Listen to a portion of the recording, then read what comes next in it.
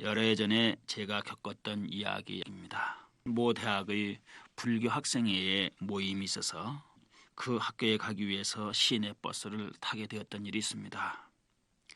버스 안에 한 아주머니가 저에게 다가오시더니 저를 보고 불쌍하다느니 지옥에 갈 것만 같아서 걱정이 된다느니 무척이나 안쓰럽다는 듯이 떠들어대는 것이었습니다. 저를 향해 불쌍하다느니 지옥에 갈 것 같다느니 떠들어댄다고 해서 맞서서 말싸움을 할 수도 없는 처지였어 저는 한참이나 못 들은 척하고 가만히 있으려니 속이 상하지 않을 수 없었습니다. 제가 한마디 하기를 제가 지옥 가는 것은 걱정 마시고 아주머니께서나 지옥에 가지 않도록 하십시오 라고 말했습니다. 그런데도 막무가내로 나오길래 저는 천당에 갈래도 아주머니 같은 사람 만날까 봐서 사양하겠습니다. 그랬더니 옆에 있던 사람들이 박장대소하면서 웃어버리는 것이었습니다. 대개 불자들은 자신이 불교를 믿고 있다는 사실을 잘 나타내려고 하지 않는 데 비해서 다른 종교인들은 적극적으로 자기가 믿고 있는 종교를 내세우고 그런 그들의 열정에는 놀라움을 금할 수 없다는 것이 솔직한 심정입니다. 지금 이 땅에서 경험하는 이런 모습은 저만 했었던 경험이 아니라 과거에 부처님 시대에도 있었던 것과 같습니다. 부처님께서도 당시의 이교도들로부터 비난과 배척을 받으시기도 했고 때로는 망신 주려고 이교도들이 별의별 방법을 동원한 때도 있었습니다. 그때마다 상대방의 폐부를 찌르는 날카로운 답변으로 그들의 어리석음을 지적하곤 했습니다. 서가모니 부처님은 언제 어느 곳에나 환영을 받았을 것이라고 생각하기가 쉽습니다. 반대의 경우도 많이 있었습니다. 대승불교 경전에서는 부처님을 마치 하늘 위에 사시는 분처럼 바꾸어 놓았습니다마는 초기 경전을 보게 되면 부처님께서도 많은 시련과 곤란한 입장을 겪었던 이야기들이 사실적으로 감동적으로 전해지고 있습니다.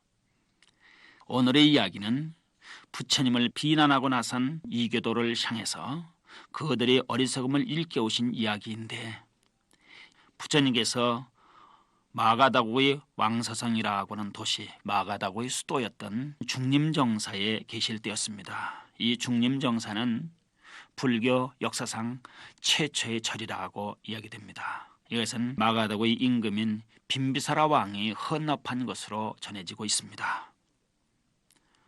부처님께서는 그날도 역시 때가 되어서 왕사성 안으로 걸식을 나가셨습니다. 부처님께서는 거리에 들어가서 차례차례로 걸식을 하시다가 불을 섬기고 있는 한 바라문의 집에 이르게 되었습니다. 그는 불교도는 아니었고 불교에서 보면 이교도였었죠. 그 바라문은 부처님이 자기 집으로 다가오자 부처님을 향해 성난 목소리로 얘기했습니다. 천박한 사람이여 더 이상 우리 집으로 오지 마시오 라고 부처님을 향해 못마땅하다는 듯이 말을 했습니다. 그 말을 들으신 부처님께서는 그 사람을 향해서 너는 정말로 비천한 것이 무엇인지를 아는가? 라고 되물었습니다. 부처님의 느닷없는 되물음에 대답을 하지 못하고 있자 부처님께서는 다음과 같이 말씀을 하셨습니다. 성내어 마음의 원한을 품고 자신의 허물을 깊이 덮어 감추며 나쁜 생각이 일으켜 거짓으로 꾸미며 진실하지 않은 것이 천한 것이다. 마음은 인색하고 성질은 사나우며 권세 앞에 아부하고 속이면서 미안함도 없고 부끄러움도 모르는 사람을 비천한 사람이라 말한다. 살생을 일삼으며 약한 사람을 괴롭히고 자기 자신의 이익만을 노리며 아내를 박대하고 남의 여자를 욕배는 사람의 진실로 천박한 사람이다.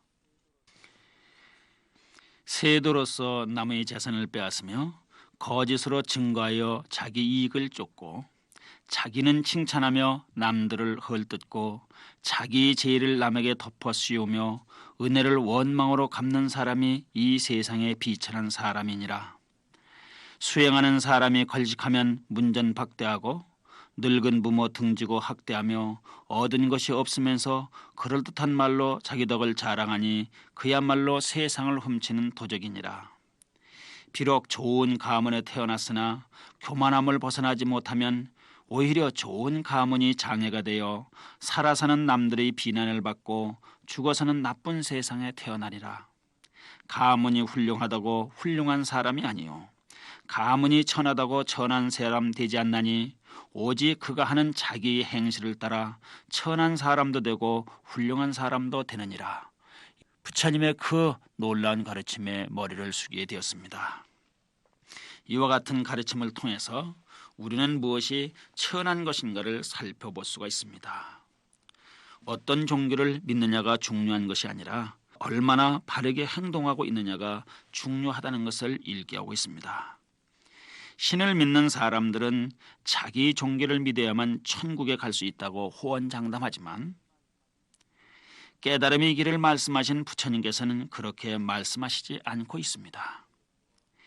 지혜로운 사람들로부터 비난받을 짓을 하지 말라고 말씀하셨듯이 이웃과 사이로부터 존경받고 칭찬받을 수 있는 행동 거지가 바른 종교 행위지 자기 종교를 앞세워 다른 종교인들을 매도하고 헐뜯는 것은 바람직하지 않다는 것을 부처님은 말씀해 주시고 있습니다. 이 세상에는 여러 가지 이름의 믿음이나 종교들이 있습니다. 어떤 종교를 가졌건 사람마다 자기가 믿고 있는 종교가 가장 훌륭하고 완벽하다는 것을 전제하고 있습니다. 불교를 믿는 사람은 부처님의 가르침이 이 세상에서 가장 훌륭하다는 생각을 갖고 있으며 다른 종교를 믿는 사람들도 역시 그가 믿고 있는 종교가 가장 훌륭하다는 것을 믿고 있는 것입니다. 만약 그러한 전제를 가지지 못한다면 그 사람들의 믿음은 형식적이 되고 말 것입니다.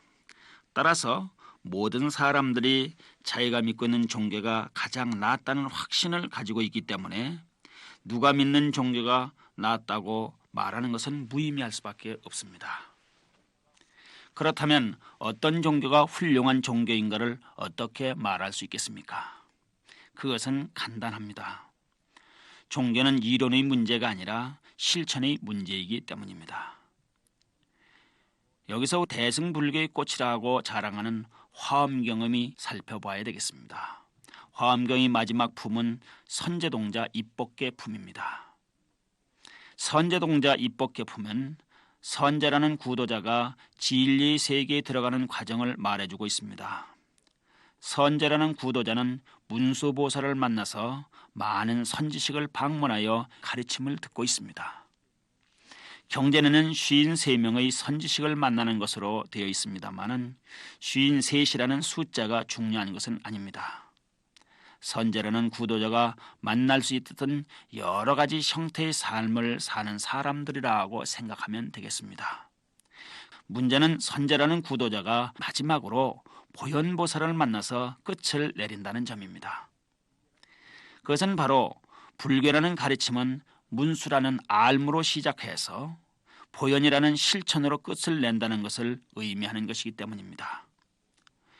모든 사상은 실천을 통해 검증받는다라고 이렇게 말들을 합니다. 바로 선제동자가 문수로 시작해서 보현보살로 끝을 맺는 불교 경전의 가르침과 전혀 다를 바가 없는 것입니다. 불교를 흔히 수행의 종교라고 말하고 있듯이 불교는 문수라는 지혜로 시작해서 보현이라는 실천으로 종교를 짓는다는 것을 우리는 꼭 알아둬야 할 필요가 있습니다. 그러니까 내 종교가 훌륭하다고 해서 이론적으로 떠들 것이 아니라 불교를 믿고 있는 사람들이 더 성숙되어 있어야 한다는 것입니다. 부처님 당시에도 62개 또는 96개의 외도들이 서로 경쟁적으로 있었습니다. 부처님께서는 말씀하시기를 그 많은 사람들을 물리쳐 이길 수 있는 것은 부처님을 따르는 사람들이 선행을 더 실천함으로써만 가능하다고 말씀하시기도 했습니다. 불교를 믿음의 종교라고 말하지 않고 흔히 수행의 종교라고 말하는 것도 이런 데 있습니다. 불교인들의 모임을 신앙단체라고 말하지 않고 믿고 실천하는 단체라는 의미에서 신행단체라고 얘기하고 있습니다. 그것은 불교를 믿음을 표현할 것이 아니라 자신의 일상적 삶을 옳고 바르게 함으로써 진정한 불자일 수 있음을 말하고 있습니다. 아무리 신을 믿고 그 앞에 기도해도 자기 부모를 섬기지 않고 불효하면 그는 비천한 사람일 수밖에 없고, 아무리 좋은 집안에 태어났더라도 그의 행실이 올바르지 못하면 그는 좋은 가문에 태어났다는 것이 오히려 죄를 짓는 길에 지나지 않는다는 것을 부처님은 일깨우고 있습니다. 몇 해 전의 일이라고 기억됩니다. 그 유명한 구원파에서는 자기들은 이미 구원을 받았으니 다른 사람들에게 사기를 치고 거짓을 해서라도 자기들이 집단에 자금만 끌어내면 된다는 식으로 행동하였기 때문에 사회적인 우려를 일으키고 말았습니다. 불자는 자비로운 마음을 가지려 할 뿐 성내고 원한을 품지 않으려 해야 할 것이요, 자신의 허물을 드러내고 참회하려 할 뿐 그것을 감추고 변명하려고 하지는 않아야 할 것입니다. 진실하려 할 뿐 거짓으로 남을 속이려 해서는 안 될 것임을 밝히고 있습니다. 항상 진실을 말하고자 할 뿐 권사 앞에서 아부하고 아첨하려 하지 않아야 할 것이며, 내가 내 자신의 목숨을 노중히 생각하듯이 생명을 아끼고 보호하며 경외심을 가져야 할 것이요, 다른 목숨들을 마구 해쳐서는 안 될 것입니다. 또한 자신의 이익만을 생각하느라 남을 속이고 하는 일도 안 될 것입니다. 아내를 박대하고 남의 아내자 욕빼는 것은 정말로 천박한 짓이라고 했음을 알아야 됩니다. 여기에서는 부처님이 이교도를 향해서 말씀해 주셨지만 우리를 향해서 그와 같은 말씀을 하시고 있다는 생각도 해볼 수 있어야 될 것입니다. 부처님의 말씀대로 바르게 살면 훌륭하고 고상하고 한 사람이겠지만, 부처님이 말씀하신 그러한 범죄에 들어간다면 천한 사람이 되고 말 것입니다. 부처님께서는 자신을 믿는 사람들 가운데에는 연꽃 같고 보석 같고 백합 같은 사람이 있는가 하면, 부처님의 가르침을 따르는 사람 중에도 비열하고 천박하며 쓰레기 같은 사람도 있다고 했음을 우리는 명심해야 될 겁니다. 그러면 불자의 삶은 어떤 것일 것인가? 수타니파타에 이런 말씀이 있습니다. 부모를 섬기고 처자를 사랑하고 보호하며 자신의 직업에 성실한 것은 최상의 행복이다. 남에게 베풀면서 경건하게 살며 일가 친척을 사랑하고 보호하며 비난받지 않도록 행동하는 것은 우위 없는 즐거움이다. 존경과 겸손, 만족과 감사, 그리고 때때로 진리를 듣는 것은 우위 없는 행복이다.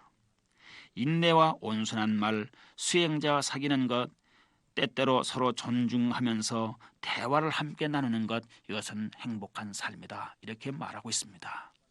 이와 같은 가르침처럼 항상 자신의 삶을 바르고 올바르게, 또 아낌없는 칭찬과 존경을 받을 수 있는 삶으로 이끌어 나가는 것이 성숙한 불자의 자세이지, 나와 믿음이 다르다고 해서 일방적으로 헛들고 하는 것은 바람직하다고 말할 수 없습니다. 그것은 바로 부처님께서 거리에 나가 걸식을 하실 때 자기와 믿음이 다르다고 해서 일방적으로 매도했던 그 사람에 대한 가르침, 이것은 우리를 항상 생각하게 합니다. 진실로 나를 돌아보고 바르게 실천하는 것이 바른 불자의 자세임을 생각해야 되겠습니다.